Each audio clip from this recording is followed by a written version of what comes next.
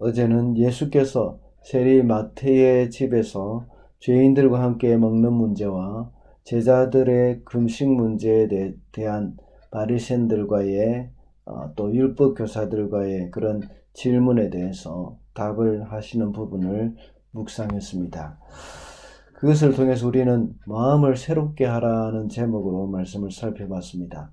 마음을 새롭게 하는 자는 마음이 가난한 사람들이고 복음을 받아들이는 사람들이라고 했습니다. 오늘은 안식일 논쟁에 대해서 말씀을 기록을 해놓고 있습니다. 안식일에 노동하는 문제와 또 병을 고치는 문제, 이런 것들이 이제 거론되고 있었습니다. 이 논쟁을 통해서 우리는 안식일의 정신에 대해서 교훈을 얻을 수가 있습니다. 첫째로 율법의 정신은 이 인간의 기본적인 필요를 소중히 여기는 것입니다. 이 안식일의 정신이 인간의 기본적인 필요를 소중히 여기는 것이라는 겁니다. 3절입니다. 예수께서 그들에게 대답하셨다. 다윗과 그 일행이 줄였을 때에 다윗이 한 일을 너희는 읽어보지 못하였느냐. 예수께서 제자들과 밀밭 사이로 지나가실 때에 제자들이 배가 고파서 밀 이삭을 잘라서 먹었습니다. 그리고 잘라서 먹을 뿐만 아니라 손으로 밀 이삭을 비벼서 밀 껍질을 벗겨서 먹은 겁니다. 그때의 바리새인들이 그 모습을 보고 안식일에 해서는 안 되는 일을 하였다고 책망을 합니다. 왜냐하면 안식일에 밀 이삭을 잘랐다는 것은 추수하는 노동입니다. 그리고 또 이제 밀의 이 껍질을 손으로 비벼서 먹는 것은 곡식을 떨어내는 그런 노동이라고 볼 수 있습니다. 이것은 안식일에 해서는 안 된다는 안식일 계명을 지키는 것입니다. 어기는 것입니다.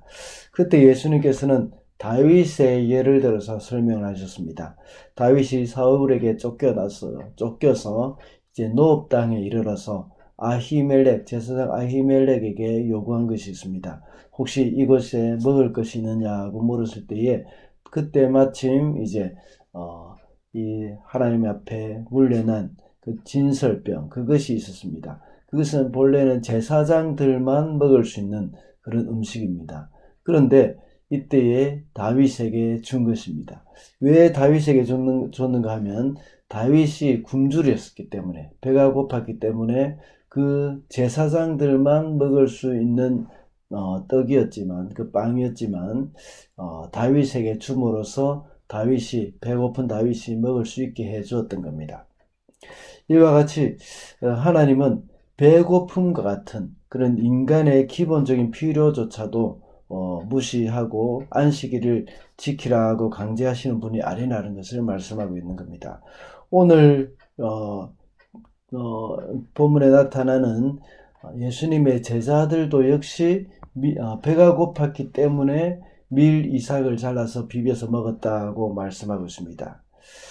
그러므로 오늘 안식일의 논증에서 주님이 보여주신 것은 하나님은 인간의 기본적인 필요를 소중히 여기신다는 것을 말씀하고 있는 것입니다. 사람은 문자 그 자체를 지키는 것에만 급급했지만 우리 주님은 그 율법의 정신에 중점을 두셨습니다. 다시 말하자면 안식일의 정신, 이것을 주님께서는 더 소중히 여기셨다는 것입니다. 우리가 살아가는 동안 문자 그 자체만 집중하게 될 때에 사람을 놓치게 됩니다. 사람의 소중함과 그 정신을 잃어버리게 된다는 것입니다. 오늘 본문에 나오는 바리새인의 문제는 무엇입니까? 사실 바리새인은 길을 쓰고 율법을 지키려고 하는 것은 정말 귀한 일입니다. 그런데 그것을 자기 스스로에 갖다 대면서 내가 최선을 다해서 하나님의 율법을 지키는 데 사용하는 그 일에 써야 하는 겁니다. 그런데 바리새인들은 이 율법을 가지고 다른 사람을 정죄하는 일에 사용을 하였습니다. 그러면서 자신을 드러내고 다른 사람을 정죄하는 도구로 율법을 사용하는 겁니다. 우리가 신앙생활을 할 때에도 하나님이 우리에게 주신 말씀 하나하나를 지키기 위해서 노력을 하는 것은 아주 귀하고 소중한 것입니다.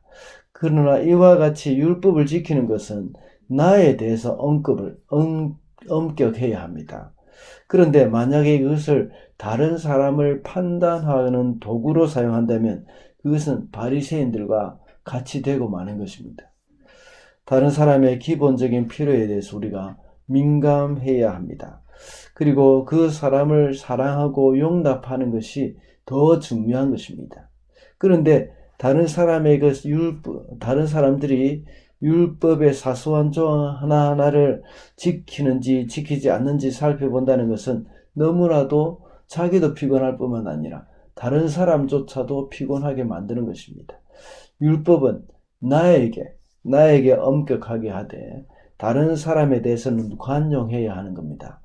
그렇게 할 수 있는 방법은 바로 다른 사람의 기본적인 필요에 대해서 소중히 여기는 마음이 있을 때에 참된 율법의 정신을 가지고 사는 것이라고 할 수가 있습니다.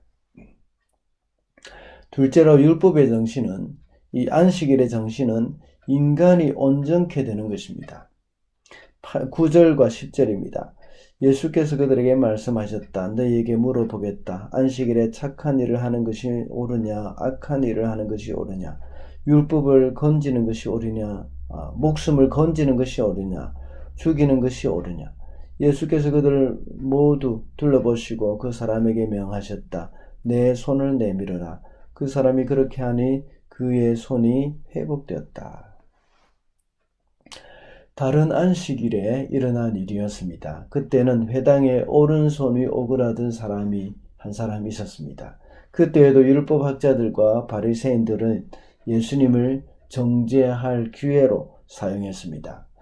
앞서 제가 말씀드린 대로 이 사람들은 율법을 가지고 예수님을 정죄할 도구로 사용을 했던 것입니다.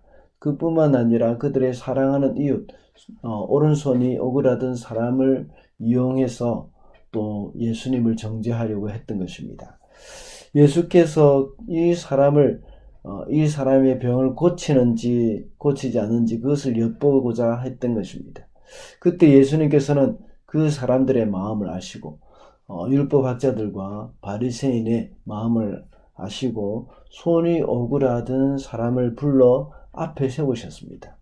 그리고 9절과 10절과 같이 말씀을 하신 것입니다. 안식일에 착한 일을 하는 것과 악한 일을 하는 것 중에 어느 것이 옳은지 묻습니다. 그리고 목숨을 건지는 것과 죽이는 것, 그 둘 중에 어느 것이 옳은지 그렇게 물었습니다.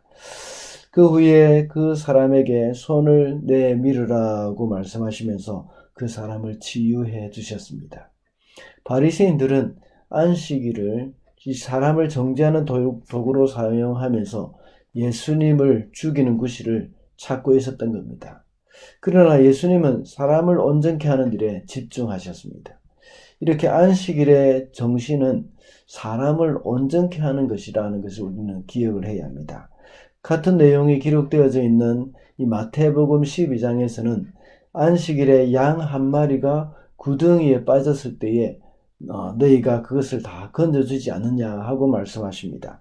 그러면서 이 사람이 양보다 얼마나 더 귀하냐고 말씀하셨습니다. 우리 주님이 보실 때에 우리 모두는 다 주님의 양입니다.